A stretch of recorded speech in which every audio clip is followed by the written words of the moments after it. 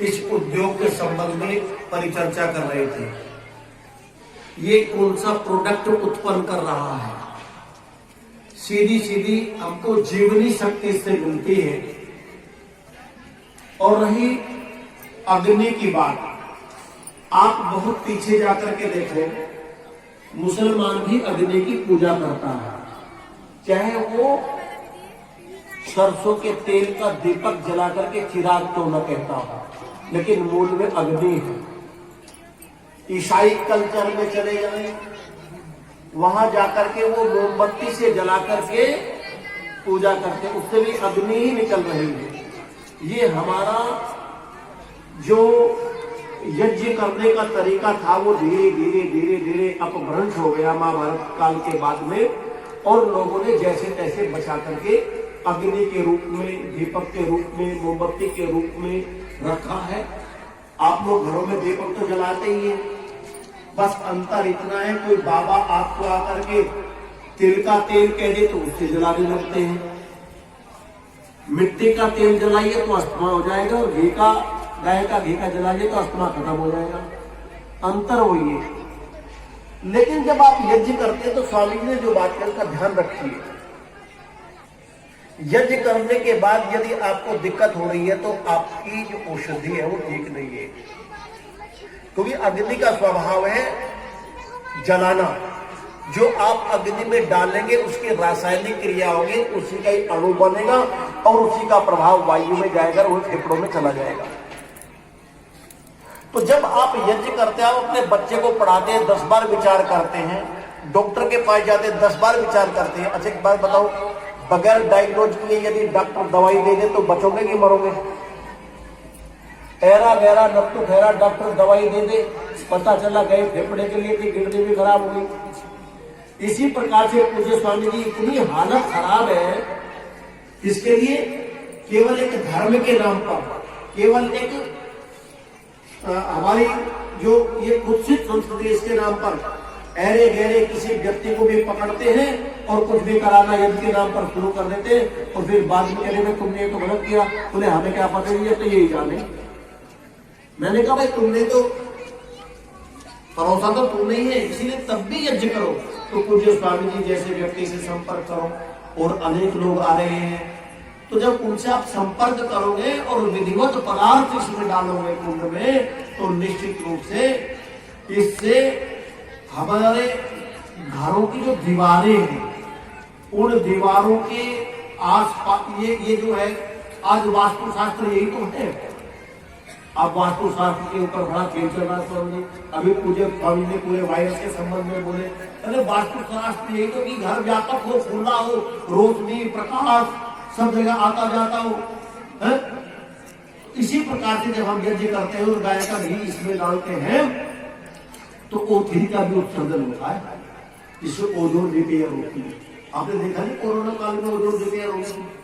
तो पूज्य स्वामी जी जो आज बात बताई है, मैं निवेदन करता हूं उसे अपने जीवन में उतारना।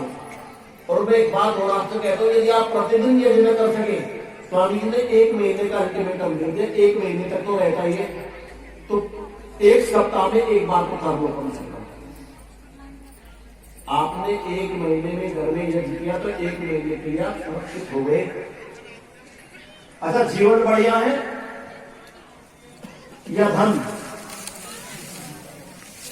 तो ये क्या प्रदान करता है? ये जीवन भी प्रदान करता है, धन भी प्रदान करता है, क्योंकि ये विष्णु है। यज्ञ वही विष्णु और विष्णु की पत्नी लक्ष्मी है। जिस घर में यज्ञ होता है वो व्यक्ति गरीब रह नहीं सकता, ये मेरा अनुभव है। तो यदि अमीर भी बनना चाहता हो, चाहे अमीर है कोई, चाहे गरीब है, जो नित्य यज्ञ करता है वो खुशनसीब। जो खुशनसीब है उससे बड़ा अमीर कौन होगा? तो मैं आपसे निवेदन करना चाहता हूँ, घर में जैसे बेटा देते तुम लोग गोपाल रखते हो, बुराई नहीं कर रहा, घूम रखो, 17-18 ले आओ, उसी में लगे हो, खेती बाड़ी छोड़ दो, पढ़ाई लिखाई छोड़ दो, सब कुछ छोड़ दो, लगे रहो उसी में। 2-3 दिन में, 6 दिन में, साल भर में तुम्हें पता लगेगा गोपाल क्या करता है। तो स्वामी जी उसके चक्कर में लग रहे हैं लड्डू गोपाल, और वो कौन सा, और पता नहीं कौन से गोपाल। अरे सबसे बड़ा लड्डू गोपाल ये यज्ञ है। लड्डू गोल होती है, पृथ्वी गोल है, है? सारी पृथ्वी की रक्षा कौन करता है? ये पालन करने वाला करता है, यही तो पालन करने वाला है। तो इन्हीं शब्दों के साथ मैं आशा करता हूँ गांव सोसाइटी में पूज्य स्वामी जी लगभग बहुत बड़े स्थान बन, और ये बहुत बढ़िया लोग हैं। गांव सोसाइटी के बहुत बढ़िया लोग हैं। हमने लगभग यहाँ झालू में पूरे प्रदेश के अंदर कई जगह यज्ञ कराते हैं बड़े बड़े। पूज्यपाद गुरुदेव ब्रह्मचारी कृष्ण जी का यही मिशन था। और मैं आपको एक बात बता देना चाहता हूँ पूज्य स्वामी जी, हमने कभी कोई भवन का निर्माण नहीं किया, भुवन का निर्माण किया। हमने कोई पैसा इकट्ठा करके किसी मकान का निर्माण नहीं किया। आज हम मकान का निर्माण करते हैं, कल उसके ऊपर झगड़े होते हैं। मरना तो है ही, 50-60 साल की आयु जब होती है, 10-20 साल की वो रह जाती है, फिर भवन खड़े रह जाते हैं। लेकिन हमने जो कमाया फिर मिलेगा, फिर मिलेगा। तो हम किसका निर्माण कर रहे हैं? भुवन का निर्माण कर रहे हैं, जीवनी शक्ति का निर्माण कर रहे हैं। जिसके साथ में जान पहचान है और जिसके साथ में जान पहचान नहीं, उन सबको इस यज्ञ का लाभ मिल रहा है। आईडी वालों इतना बड़ा काम कर रहे हैं। और स्वामी जी को अपने साल के लिए भी निमंत्रण दे दो, पकड़ लो इनको, कभी छोड़ दो।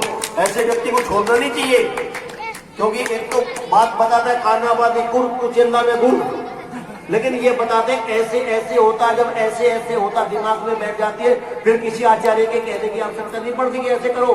तो करे भाई, इसलिए करो जो स्वामी जी ने बोला, जो स्वामी जी ने बोला इसलिए करो। जो डायग्नोज करके बता दिया है कि कौन सी औषधि अग्नि में डालने से कौन सा रोग दूर होता है, कभी इसने बताया। अच्छा मैं बताऊं, राजा दशरथ के यहाँ पुत्र थे कि नहीं थे? बाद में तो हुए, किसके बाद हुए? क्यों जरूरत पड़ी? किसने किया? सिरंग ऋषि ने। आपके परिवार में, आपके गांव में जो आते थे ब्रह्मचारी की पत्नी महाराज, उन्होंने क्या किया? वशिष्ठ को चिंता हुई, क्योंकि वशिष्ठ भी जानते थे यज्ञ करने के लिए, लेकिन टेक्निकल फर्क था। वो जानते, ये तो जानते थे, लेकिन एमडी नहीं थे, विषय के विशेषज्ञ नहीं थे। किसको लाए पकड़ करके? कजली वंशी सिरंग ऋषि को लाए, क्योंकि सिरंग ऋषि जी पुत्रेष्टि यज्ञ और वृष्टि यज्ञ के क्या थे? विशेषज्ञ थे। उन्होंने रानी की चिकित्सा की, रानियों की चिकित्सा की, किसके माध्यम से? यज्ञ के माध्यम से। वैसी वैसी वेदियां बनाई, वैसा साकल्य बनाया, और साकल्य बना करके गोघृत लिया, और गोघृत लेकर के मानो देखो याग प्रारंभ कर दिया। और ब्रह्मचर्य का संयम, खान पान, रहन सहन, औषधि, गर्भ की शुद्धि किस प्रकार से हो, विकार कैसे दूर हो, अंदर बाहर से आयुर्वेद और यज्ञ से जब चिकित्सा की तो उन्हें रानियों के 4 संतानें पैदा हुई। 4। अगर राजा दशरथ ये काम पहले कर लेता तो दूसरी शादी की आवश्यकता न पड़ती, फिर तीसरी की आवश्यकता न पड़ती। तो संस्कार, संतान जो है वो संयम में है, शादी में नहीं है। संस्कार में है, शादी में नहीं है। इसीलिए संयम से रहिए, संस्कारित बनिए, यज्ञ को अपने जीवन का अंग बनाइए। ये यज्ञ विष्णु है, पालन करने वाला है, और ये यज्ञ देवताओं का, ये अग्नि देवताओं का मुख है, और देवताओं के साथ साथ ये देवताओं का क्या है? यज्ञो वही विष्णु और यज्ञो वही देवानाम दूत ईयसे। ये देवताओं का पूज्य स्वामी जी दूत भी है। ये प्राणवायु ले जाने का काम तो ये करता है। तो आप जो अग्नि के द्वारा वायु को दे दोगे, फिर वो पक्षपात करेगा क्या? स्वामी जी ने अच्छा बोला, इनको दूंगा, आपको नहीं दूंगा। दूत का काम है बांटना। जो उन्होंने कहा छोटे छोटे पेड़ पौधों में ले जाकर के आपको बांट दो, इतना बड़ा काम आपका स्मरण कर रहा है। इसलिए मैं आपसे निवेदन कर रहा हूँ, पूज्य स्वामी जी का यहाँ आना, इनका सुंदर प्रवचन देना, तभी सार्थक होगा। आज से जिन लोगों के अंदर, घर के अंदर ये रखे हुए ना, डरना मत। अच्छा, कमजोर लोग डरते हैं कि ताकतवर? आप कमजोर होगी ताकतवर? ताकतवर हो कमजोर? तो आज अपने घर के अंदर से जो ऐरी गहरी नक्सु गहरी पूजा कर रही है, उसको उठाकर एक कोने में रख दो, तो क्या आप ताकतवर हो। और यदि कमजोर हो तो उससे डरते रहोगे।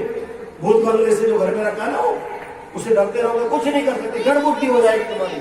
तो उसको प्रणाम करके स्वामी जी को उसको रख दो एक तरफ, और यज्ञ को पकड़ लो, यज्ञ को पकड़ लो।